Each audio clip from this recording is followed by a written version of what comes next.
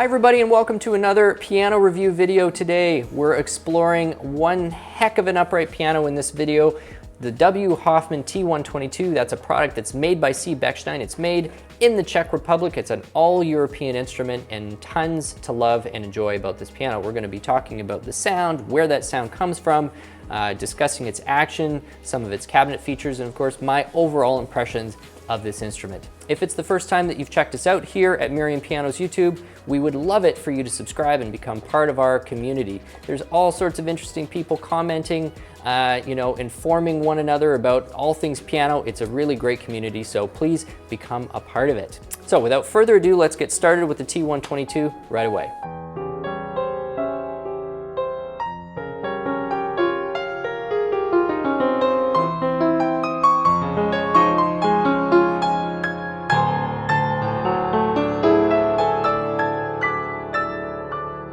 So we're in front of the Hoffmann T122. It's a 48-inch upright piano. This piano is made in the Czech Republic at the former Bohemia factory that Bechstein purchased in the early 2000s and dramatically remade.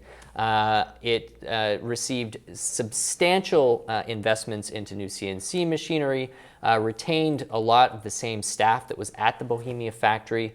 So it was a very interesting blend, a coming together of both a lot of Bechstein tradition as well as that which was already cultivated at the Bohemia factory. For people who remember Bohemia, it was certainly not one of the best known instruments out of Eastern Europe, but certainly it had the respect of musicians who were aware of the brand. It was probably the best or one of the best pianos that the Czech Republic had ever made.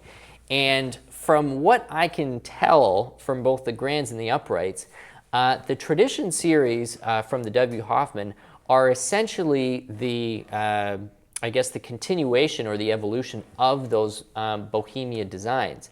Whereas the Vision series comes from a different heritage and the Professional series look more or less like they're just Czech-built Bechstein Academies. The Tradition has a very different character. It certainly has a different set of designs.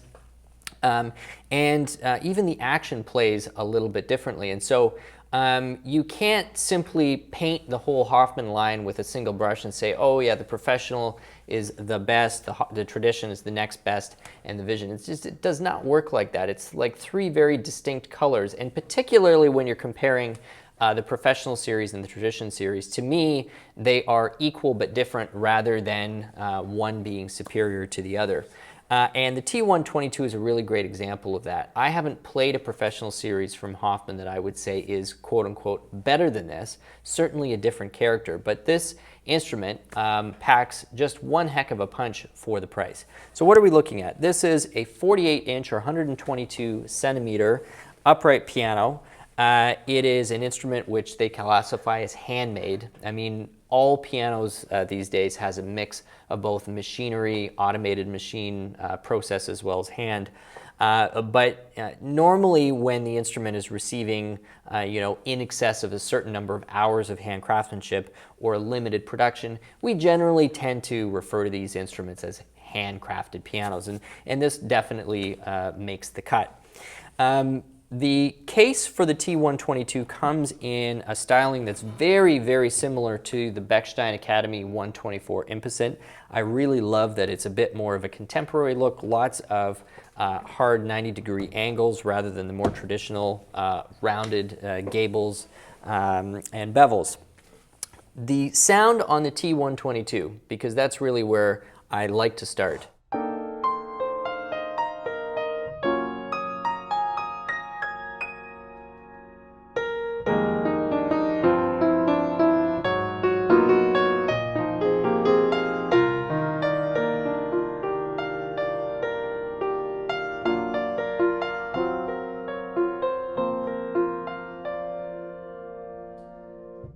Super distinctive character.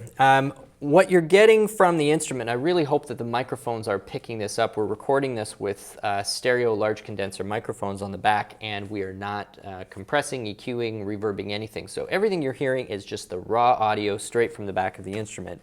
And the microphones are about 1.5 feet, maybe 2 feet back from the soundboard.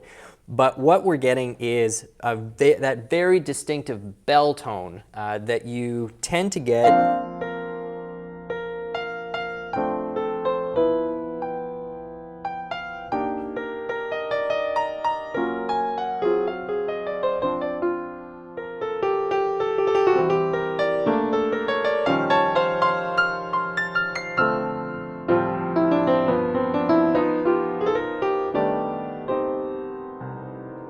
Yeah, so it's a different blend of factors than what you get out of the Bechstein concert, where you're getting a lot of cabinet resonance and a nice mix of clarity and complexity, and of course just absolutely perfect craftsmanship. So I mean, no flaws anywhere. With the Hoffmann Tradition, I get less cabinet resonance, but I'm getting a stronger attack and a very, very clear bell-like attack out of the piano. And so there's a lovely bloom that you get.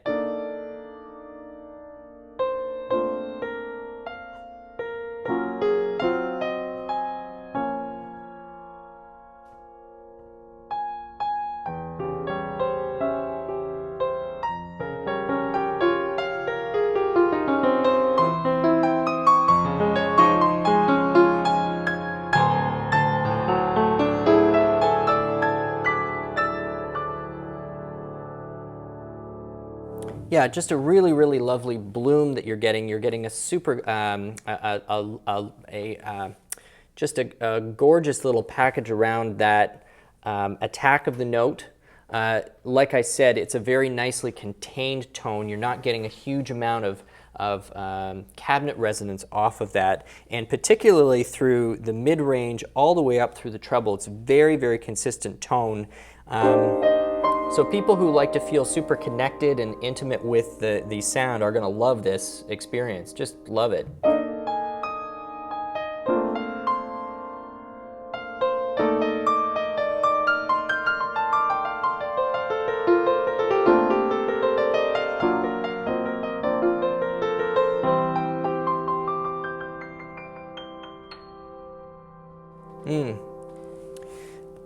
The instrument in the Bechstein family I would compare it closest to is the one I already mentioned, which is the Academy 124. And with the 124, you're getting a more complex tone, and you're hearing more around the note, but you're hearing less attack on the 124. So it's almost a bit more grand-like. And this isn't to say that's automatically a better thing. Like I've always kind of fallen hard for really great upright because you feel that intimacy with the sound.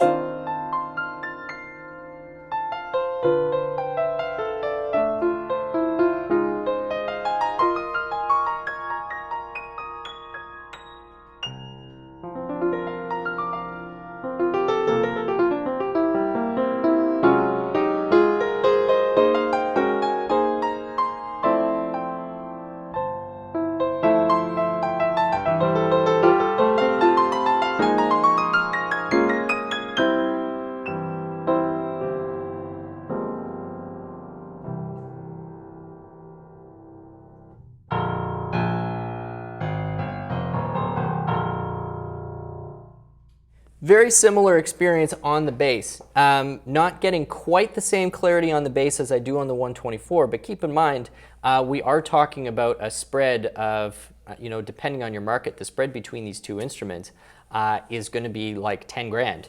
So for the price, what this compares to in its price range, this is stellar bass.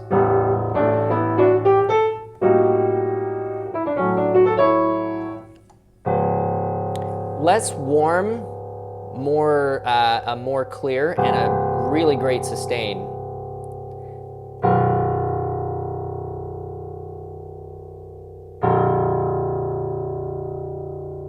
Yeah, those are great bass strings. Even on the lower note, I mean, just such a controlled tone out of that piano, out of that string.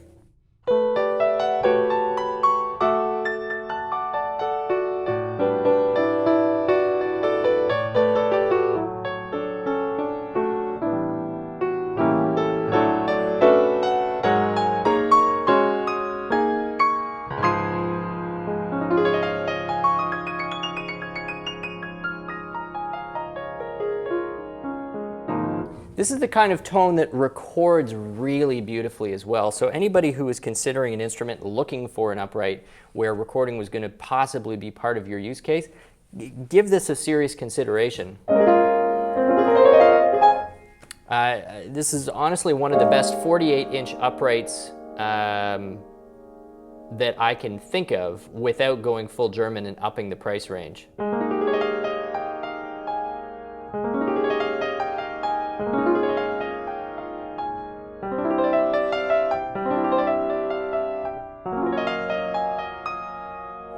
Now, there are some things specifically that are contributing to that tone that we're discussing.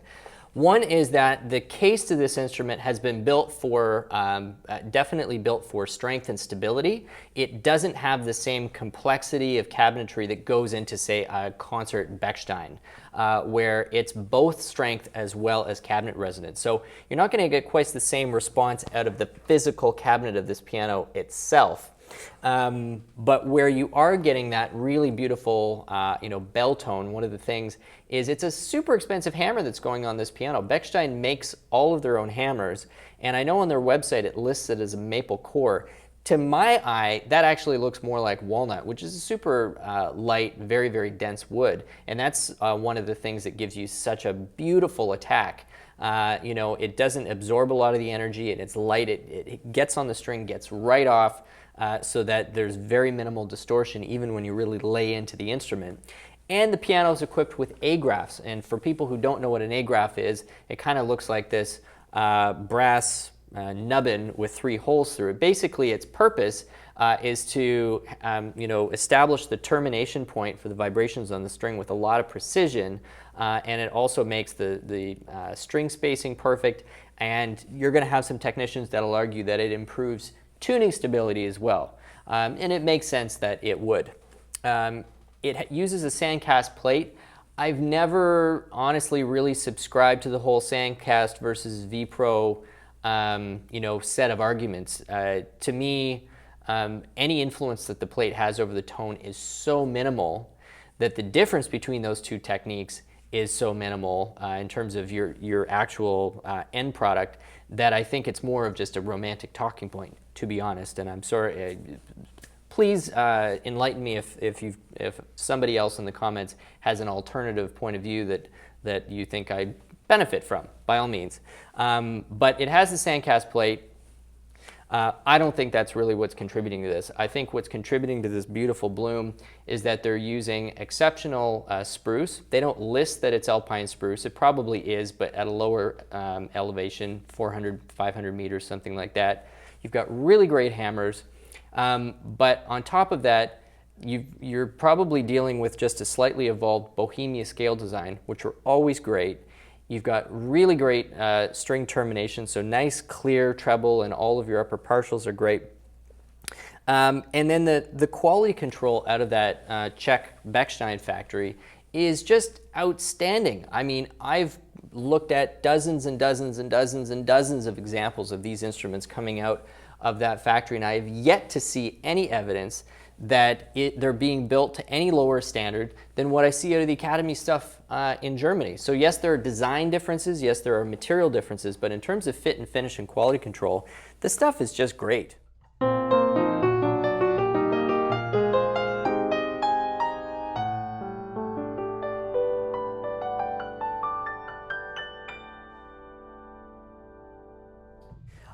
The action reminds me a lot of what you get out of, say, a Grotrian action or a Schimmel action. I know both those actions really, really well. The Bechstein Academy and the concert Bechstein are both designed and regulated to feel a little bit more like a grand. They don't feel like this, whereas this feels a little bit more like, let's say, a traditional German upright, which is a slightly lighter upright, extremely responsive in the lower dynamic ranges.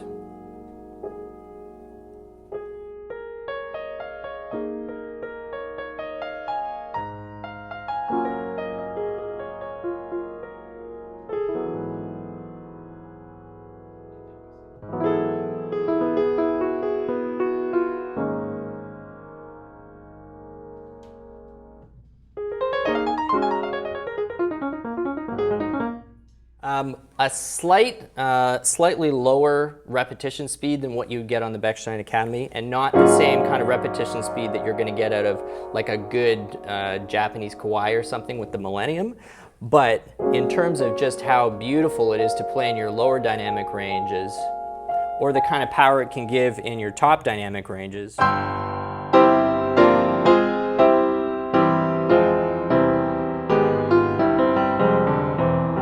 Without any of that kind of flimsy stuff that sometimes you get, this is a really great option.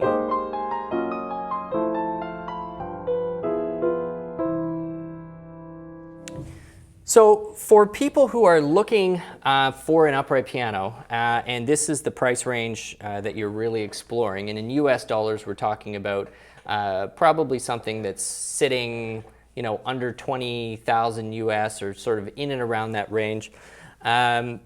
This is going to be a very interesting alternative to going with a super top-end Japanese piano, like, you know, like a YUS5 or, you know, a Kawai K800, where the actions are great and the quality control is great, but you're missing that sort of lovely, gorgeous singing bell tone that's just so characteristically European.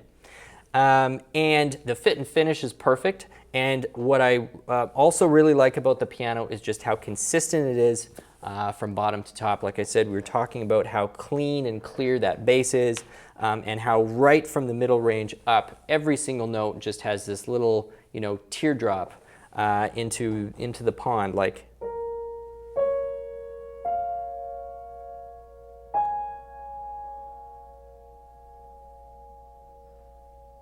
And a gorgeous sustain.